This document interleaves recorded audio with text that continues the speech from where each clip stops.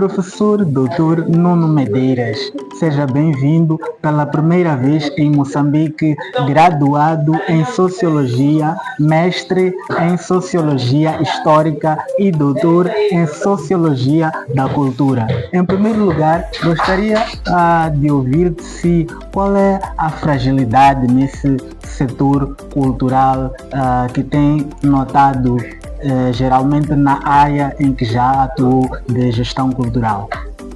Bem, primeiro é um prazer, depois parabéns pela pesquisa, não é? sobre a minha pessoa. Ou seja, eu posso falar do que conheço, por exemplo, em Portugal, não é? Evidentemente não posso falar de Moçambique porque quero muito conhecer e vou conhecer, mas isto é um processo. Bom, as fragilidades são várias. Não é? Muitas vezes a começar pelos próprios envolvidos, não é? E uma espécie de existência permanente de um discurso e de uma sensação de crise, não é? Que passou a ser uma espécie de estado permanente, não é? Dizer que o setor está em crise, etc, não é? Poderá estar e poderá não estar, mas essa sensação, essa representação depois afeta as possibilidades. Depois, evidentemente que as artes e a cultura, em termos mais latos, enfrentam sempre problemas relacionados com a sua inscrição no mercado. Ou seja, qual é o lugar das artes num sistema que temos em que o valor de troca é um valor de troca muitas vezes financeiro, constitutivo do mercado, etc. E às vezes até alvo de práticas especulativas, etc. Isso faz com que certo tipo de áreas tenham um mercado mais garantido porque oferecem um certo tipo de produto e serviço e outras tenham muito mais dificuldade porque obviamente muitas vezes funcionam para um grupo mais restrito de pessoas, etc. Isso faz com que muitas vezes o Estado não tenha um papel apenas supletivo, mas tenha um papel essencial nesse quadro específico de fragilidades face ao mercado, não é? E um dos grandes problemas é quando o Estado não tem uma política assumida ou tendo uma política assumida, tem uma política ou de desvalorização discursiva, desvalorização de certas áreas ou de desvalorização não apenas discursiva, mas na verdade uma desvalorização também de condição, ou seja, uma desvalorização fazendo com que os apoios efetivos em termos de programas, orçamentos, financiamentos, etc., na verdade não existam ou existam pouco. Portanto, um dos grandes problemas é, às vezes, mais do que a falta de infraestruturas, é a falta de uma política assumida de medidas, porque na verdade estamos a falar de um campo muito desigual.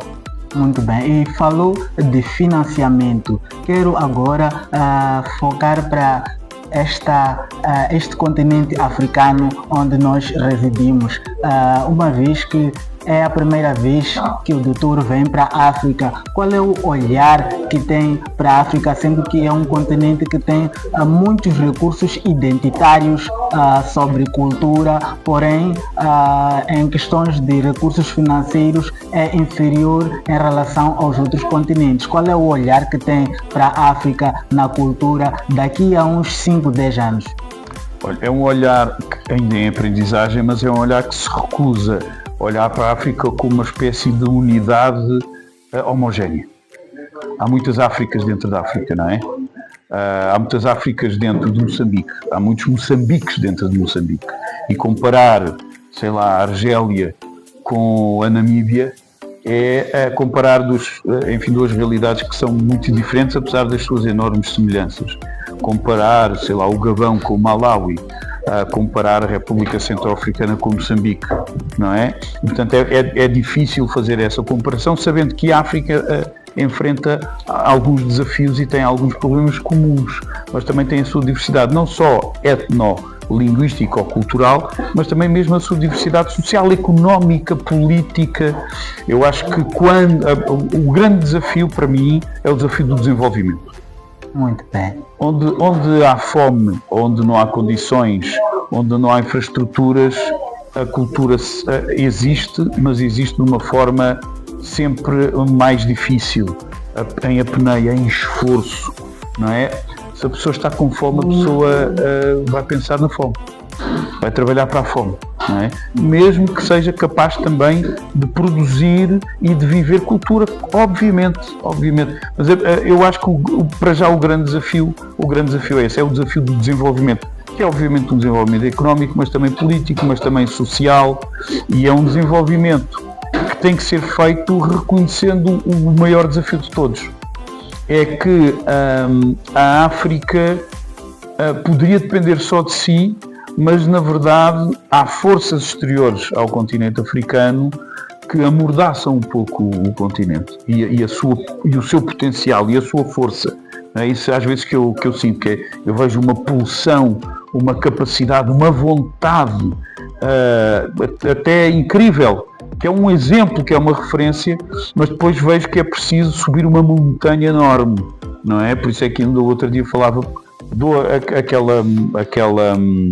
aquele exemplo de Cabo Delgado para falar do extremo sul e do extremo norte, não é? Duas realidades do mesmo país absolutamente diferentes. Exatamente. Será que conseguimos fazer isto assim lá, neste momento? Tenho as maiores dúvidas. E mesmo para terminar, gostava de saber onde é que busca esta inspiração para continuar a investigar estes aspectos que têm a ver com a sociedade, com a relação humana e com a diversidade de culturas, mesmo para terminar. Em dois elementos. No próprio interesse que esses temas sempre me despertaram, e depois em experiências como esta, em pessoas como vocês, que me fazem reavivar o desejo e a vontade de continuar a aprender, a conhecer, a melhorar até desse ponto de vista. E, portanto, vocês são parcialmente responsáveis. Muito obrigado, professor. Eu é que agradeço. Muito prazer e felicidades. Muito obrigado.